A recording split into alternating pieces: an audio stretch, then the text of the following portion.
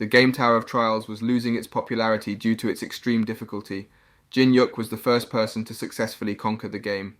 However, one day, Tower of Trials became a reality, and human lives were threatened. Only Jin Hyuk had the ability to prevent this catastrophe, but he had no intention of saving the world for free. He was determined to reap all the riches, followers, and fame of an S-grade hero. But did his new abilities drain away his humanity, or did he gain those powers because he was becoming a monster? Trash game refers to a game that simply isn't fun, or is unbalanced, or has subpar administration or absurd difficulty levels. The virtual reality game Tower of Trials is in this category. When the game was released, Korean gamers, whose hobby was to conquer the game before the developers even expected them to, got on the grind to conquer the game. But once 3 years had gone by, people just stopped playing the game because they started realizing that it was completely unbeatable. This game was not intended for fun, rather it was almost like torture for those who played it. However, there were still pros who continued to play this impossibly difficult game, including Jin Hyuk. Luckily, he became the first person to have cleared the Tower of Trials after 11 years devoted to it.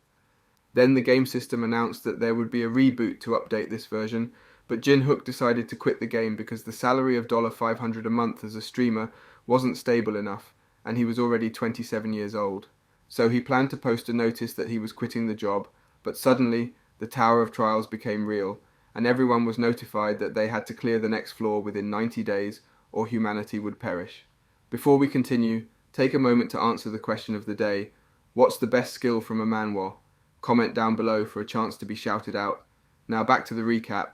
The news was bombastic, but our lead quickly made up his mind. He rushed out to items, and on his way out, he felt a strange excitement filling his heart. Jin Hyuk made his way to an underground mall where, in the game, there was an event station. There he saw a bunch of people already waiting and immediately knew that these people had also played the game. All of those people were fully on guard as the item was extremely limited in quantity. Then, a nicely dressed man approached Jin Hyuk. He was the CEO of the streamer agency that Jin Hyuk was signed on to. Knowing that Jin Hyuk had spent a great deal of time on the game, the man offered him a collaboration to gain more of the item. But Jin Hyuk, who worked under the slavery-like contract of the man's company, immediately knew his ill intentions, so he just punched the guy in the face. Suddenly, from the ground, a mangrove grew tall and lush. It immediately fruited, and these were the magic fruits that gave strength, agility, health, and magic stats. The other players immediately fought for the fruits, but Jin Hyuk stood calmly on the side. Most people didn't even know about the fruit. Those who played the game a few times focused on getting the fruit, but Jin Hyuk enjoyed the more sadistic and perverted process that followed. He thought that eating the mangrove fruit would increase his agility and power, but it turned out that the fruit was deadly. Anyone who ate it would die. Jin Hyuk planned to work with Lee Jong-soo to distract the tree and make it easier to approach. However, Jong-soo betrayed him and refused to attack the tree with Jin Hyuk after they had agreed to do it together. What a jerk. Jin Hyuk knew that the tree would attack whoever stood farthest away, and secretly laughed about the fact that Jong-soo was the one attacked by the tree. Jin Hyuk then used his exceptional memory of the tree's attack patterns to take advantage and access the core of the mangrove. Finally, the core of the mangrove was revealed, exactly as Jin Hyuk had experienced in the game. However, this was just a mob event that did not provide any experience. At best, it was only giving a spot in the Hall of Fame. Jin Hyuk was attacked by the tree from many directions, but he had nothing to fear because he had repeated this process many times before. When Jin Hyuk was close to winning from the tree, a flock of butterflies flew out. They were the sleep butterflies that spread sleeping powder, so Jin Hyuk had to fight while holding his breath. Finally, he defeated the mangrove. Jin Hyuk finally got his hand on the tree orb, the truly precious item that he came for. This item was no less than a hack for players, as it gave stat points 4 times higher than that of fruits. Jin Hyuk ate the orb and checked his status interface. As expected, he achieved 12 stat points and was no doubt the strongest level 1. Later on, when the clip of Jin Hyuk defeating the mangrove was uploaded with his face censored, the forum exploded. Everyone was stunned by his combat skills. Jin Hyuk also received tons of offers from companies with sky-high salaries. Just yesterday, Jin Hyuk was hardly getting by, but now he knew that his knowledge and experience were invaluable. Ignoring the appealing offers, Jin Hyuk planned his next move, to collect the replicas of the holy items at the National Museum of Korea.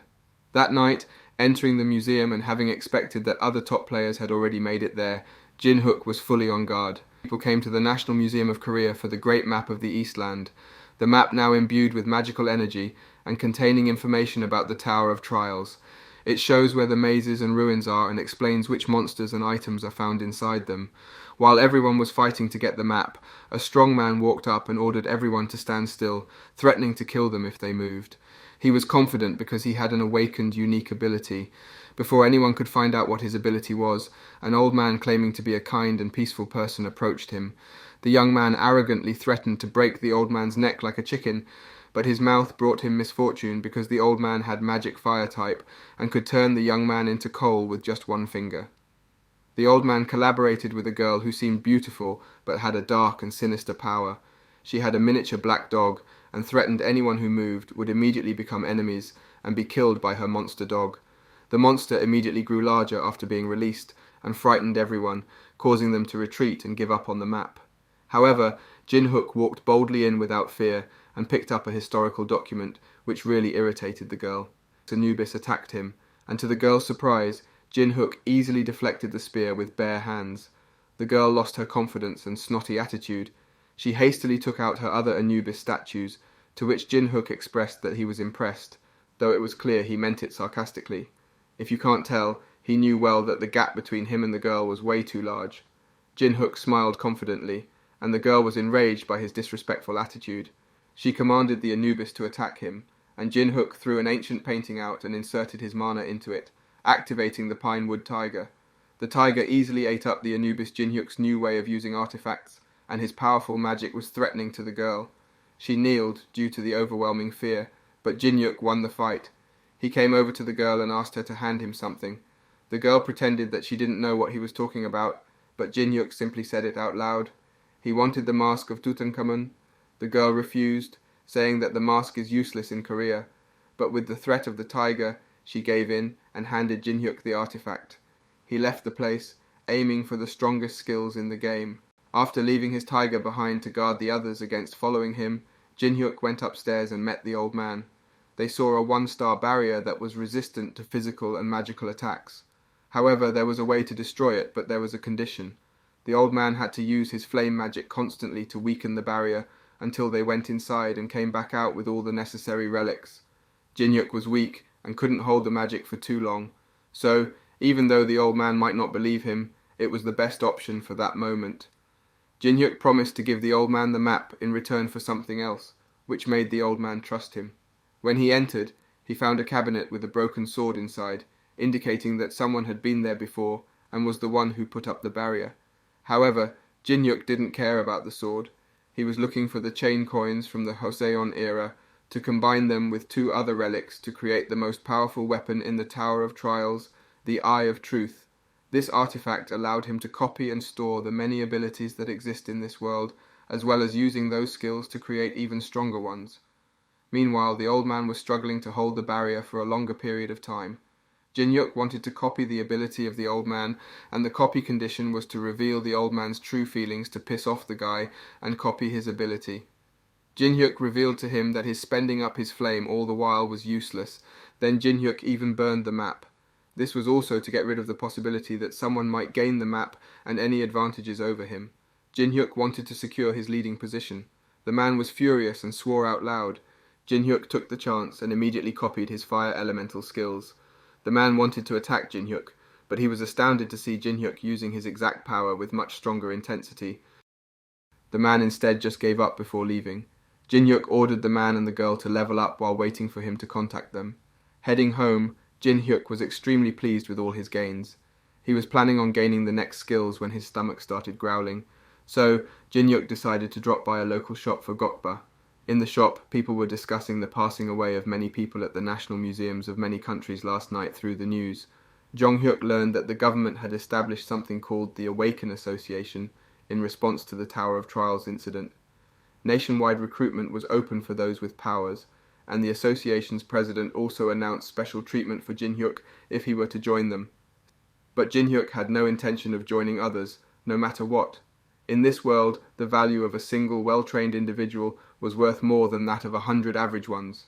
The Tower of Trials had opened, and as a celebration for entering the tower, each player was provided with 100 coins, the currency used within the tower. Players could upload videos showcasing their accomplishments and earn 100 coins for every 10,000 views. However, cheating or manipulating view counts would result in punishment. The more famous a player became, the more coins they could earn. Everyone was in a hurry to clear the tower as quickly as possible and be ahead of the others. However, for Jin-hyuk, sharing information with others would be a greater loss than earning coins. Jin-hyuk came to Labyrinthos, which was amazingly designed by Daedalus in Crete, famous for its confusing layout and various traps to discourage people from entering. A group of people had spied on Jin-hyuk and saw him open the labyrinth without a key, proving that this floor was not that difficult. Some were afraid that Jin-hyuk would not share the items with them, so they plotted to let him have his eternal rest inside the labyrinth. The girl quickly offered Jin-hyuk to collaborate with the team to share the risks. Friendly as the girl seemed, Jin-hyuk sensed something unjust. He activated his Eye of Truth and saw her stats. Jin-hyuk was extremely interested in the girl's commune skills, which made one appear friendly to any stranger. This would be a great help when he had to deal with that winged girl, so he agreed to work with them. Friendly, they introduced themselves to each other. The leading girl grabbed Jin-hyuk's arm and activated her commune skills, asking Jin-hyuk which floor he had climbed to. Jin-hyuk flinched, but knowing that it was her skills, he pushed her away. He warned the group that the labyrinth changes at fixed points in time, and when they were still confused, the labyrinth quaked forcefully. It was extremely dangerous for everyone else, but it was nothing for Jin-hyuk. Learning that they couldn't escape the labyrinth, they were all desperate, blaming Jin-hyuk for not warning them earlier. Jin-hyuk couldn't care less. He bluntly said that he didn't ask them to follow him, and the consequences they faced would be of their own ill intentions. One of the boys was about to attack Jin-hyuk when a gigantic monster appeared and finished him. When the group froze in fear, Jin-hyuk attacked the monster vigorously and quickly gained the hidden stat. Jin-hyuk had gained a hidden stat called Gap, which narrowed the gap in battles with stronger opponents but widened when fighting weaker ones. He'd already endured the Minotaur's attack thousands of times in the past, and his body had memorized all of the attack patterns. Jin-hyuk was a veteran, so no matter how powerful the attack was, it was useless if it didn't hit him. During his fight with the Minotaur, Jin-hyuk deliberately allowed himself to be injured because he believed that a few drops of blood were well worth the increase in hidden stats. He intentionally let himself get hit to improve his strength. Meanwhile, the rest of the group was hiding and trying to find a way out. They didn't want to die, but Jin-hyuk noticed their intentions and interrogated them about why they weren't fighting. Suddenly, the maze changed, and they moved to another scene. The group began to argue and wanted to escape the labyrinth because it was dangerous. Jin-hyuk offered to help them find the exit, but they had to stay in the maze for at least 30 days, and nothing was free. If they wanted to go with him to the exit, they had to pay him coins. The forum exploded with a piece of news about the Hall of Fame. A player successfully made the world's first 10+ refinement to their item, and of course that person was our main lead, Jin-hyuk, in the maze. After ripping off the two followers, Jin-hyuk opened the artifact exchange interface and got himself a deck of tarot cards, an ancient bronze key, a wooden wagon wheel piece, and some lottery refinement scrolls. These are the kinds of items that other players wouldn't even take a look at, but Jin-hyuk knew how to make the most of even the trashiest items. He quickly combined 3 items to make an S-level Wheel of Fortune. With the help of the lucky wheel, he maxed out his luck. He took out the lottery scrolls and used them on his dagger, easily refining it with his full-on look. Fast forward to 10 days later, the 2 followers had already turned hopeless from the hell they were currently in. But Jin-hyuk was taking everything in stride, desperate to know that it would take their guild 3 weeks to rescue them. The 2 wanted to take the chance when Jin-hyuk was sleeping to unalive him. The young man had planned to assassinate Jim, but Hana stopped him because even though Jin-hyuk was sleeping, his reaction speed was incredible, and he would likely wake up the moment he was attacked and counterattack. Hana had intended to use the stinger of a giant zucchini wasp, a lethal poison that could kill 100 trolls with a single drop to finish him off while they were eating. Hana secretly put poison in the food, but Jin-hyuk knew what she was up to. When the 2 of them turned their heads, he switched the food with the young man's. As expected, he ate the poisoned food and passed away. Furthermore, Jin-hyuk discovered that they were secretly broadcasting. He reported it to the system, and the viewers were immediately punished by being kicked out of the broadcasting room and banned from watching any videos for a month. Hana's punishment was even more severe. When she received the news, the Minotaur appeared. Hana believed that Jin-hyuk would always protect her as he had done before, but this was not the case. The 240-hour collaboration had ended, and Jin Hyuk had learned her communication skills and no longer needed her. Nevertheless, Jin Hyuk continued to attack the Minotaur until it brought out its final skills, the level 10 Berserk state, threatening to shred Jin Hyuk apart. It attacked him, but Jin Hyuk had been improving as well. He fended off its attack and proactively counter-attacked it. Noticing that Jin Hyuk was smiling in such a dangerous fight, the girl was speechless and frightened. During the fight, Jin Hyuk had already gotten his gap stat increased to 57. When the Labyrinthos was confident that it could beat Jin Hyuk in one last punch, the explosion ended, and it was suspended for 24 hours. Jin Hyuk's gap stat is now enough for him to narrow down 19 levels compared to his opponents. In the next 20 days, Jin Hyuk continued farming on the Labyrinthos and reached his target of 100 gap stats before leaving. Jin Hyuk spared Park Hannah's life for the Graham Ring, the most precious artifact available on the first floor, and an evil labor contract. Jin Hyuk fused two of his skills to make the Stigma of the Soul, a skill that bound the Stigma target to fully obey the caster, and used it on Park Hannah. With that, Park Hannah became the first intern at Jin Hyuk's company. Hannah and Jin Hyuk became the first people to clear the labyrinth. Their accomplishment video will be broadcast in the Hall of Fame tomorrow. As a reward, each player will receive 5,000 coins, but Jin Hyuk took Hannah's coins because she was his intern and had to obey his orders. Jin Hyuk is now the player with the most coins on the server. He ordered Hannah to return and bring him Bram's ring within 3 days. Jin Hyuk decided to find his old game friends. They met at a cafe and introduced themselves again. The girl was named Yu Yunhua, and the man was named Lee Taemin. Jin Hyuk felt comfortable with them because they were very sociable and would be good friends with each other. The two told Jin Hyuk what had happened in the past month, including the Awakening Association's testing to classify players. Those who did not meet the requirements failed and could not go to the second floor, but those with above F score could pass and would be flooded with offers to join guilds. Today, Jin Hyuk and Hannah went to be tested, and they met Hannah's older brother Park Hajin to copy his skills. Jin Hyuk had to maximize the hostility between the two. After easily knocking down the enraged guild member, Jin Hyuk met Kim Kitai, the guild's head whose level is over 20. He challenged Kim on the fact that his subordinate was providing Korean ginseng to China, and mentioned the remedy to ginseng's side effects to prevent the public's eyes. Kim established a blackout barrier around him and Jin Hyuk. Jin Hyuk's companions were very worried and rushed to help, but Jin Hyuk was all calm inside. Jin Hyuk offered the information about the last ingredient in exchange for access to Kim's guild's 10 dungeons. Kim, although very skeptical, accepted the offer. When he wanted to attack Jin Hyuk to threaten him a bit, Jin Hyuk destroyed his barrier and got out easily. That Jin Hyuk easily got out shocked everyone, and he was able to max the hostility between him and the guild members, thus successfully copying his skill. Shallow breathing, he moved on to do the prowess test. To the officer's shock, Jin Hyuk walked confidently to the middle grade test stone and cut it in half. He threatened the officer not to post his result until 1 week later.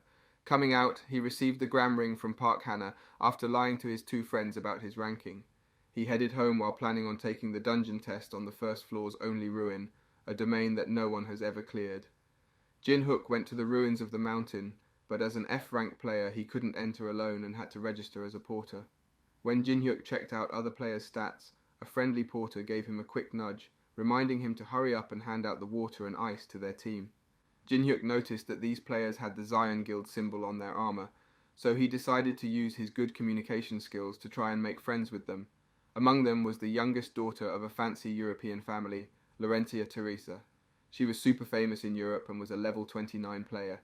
To learn some cool new skills, Jin Hyuk had to save Teresa from a dangerous spot. Now let's talk about Chunhwa's gang. They accidentally triggered the ruined security system by smacking the Guardian sentry, and guess what? It woke up a sleeping bomb. When that bomb woke up, it called in some Guardians to guard the ruins.